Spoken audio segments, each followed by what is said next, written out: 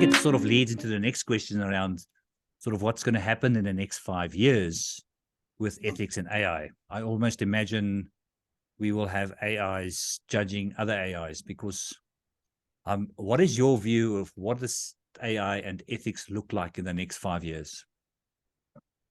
Ruan, I think if we don't start regulating it in a way that still fosters innovation soon, the problem will become exponentially bad.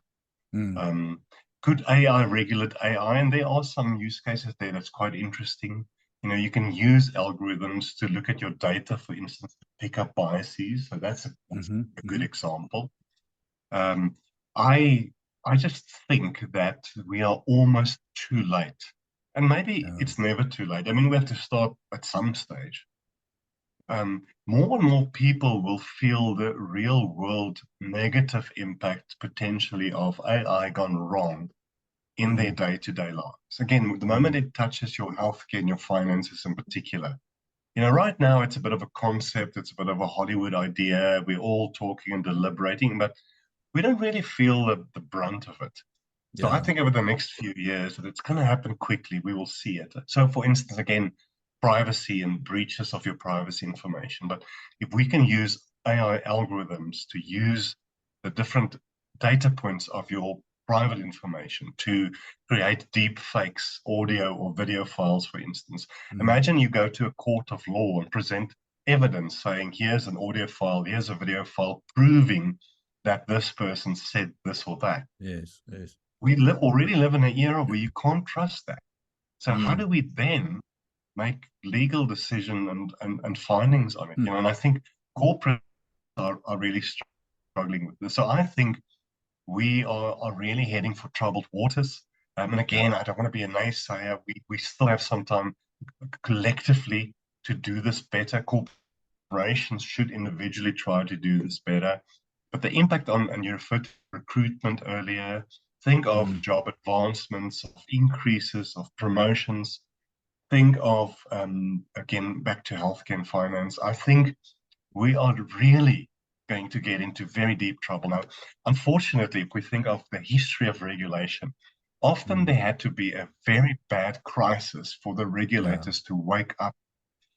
I'm just worried that given the potential power of this technology, whether we can allow regulators to have a bit of a shock before they do something, because it might be too late in certain instances. So I have a bit of a negative view, hopefully a realistically negative view, but that also drives me that we have to evangelize, we have to create awareness, especially here in South Africa. We have such wonderful people, even though we have very big issues.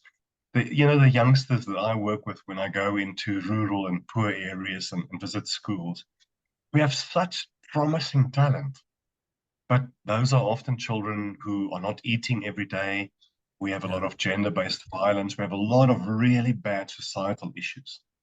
Can we work with government as business and society to use technology to better the lives of our people? And we can, but unless we all get together at scale, I don't think it will make much of a difference. So I think we can make a difference. I just don't want people to think that this technology is not going to negatively impact us at a scale that is unimaginable, right? And we shouldn't be waiting for somebody to solve this. We should all be thinking about this. Absolutely. I think what's interesting as you sort of pictured South Africa, if we're looking at the data and AI systems being developed from a sort of a northern perspective, our diversity and challenges looks completely different. And I'm not sure some of these huge models are incorporating the sort of localized views and data that we have. So, I think it's important for us to... If I could just comment on that, Ruan, it's so true. Just think of natural language understanding or processing. Most of the chatbots are, well, firstly, they're quite frustrating. They're very elementary, but they're built on English or maybe Portuguese or Spanish or French, your typical, again, global north languages. In Africa, it is estimated that we have up to 3,000 different languages and dialects. And for a lot of people, a language like Portuguese or English would be a third or fourth or fifth language.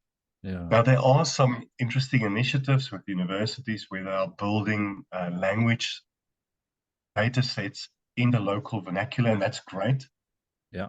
Even more scary would be medical imagery. And I've got some friends who work in prostate and breast cancer.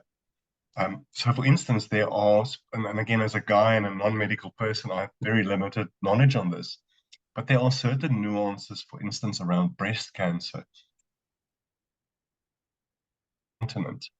Even African American women in America who are third or fourth generation citizens have nuances in their breast scans that using your typical Caucasian women scans as data sets can't pick up. So not only do we have to build our own language data sets, we have to build our own medical imagery data sets and the like.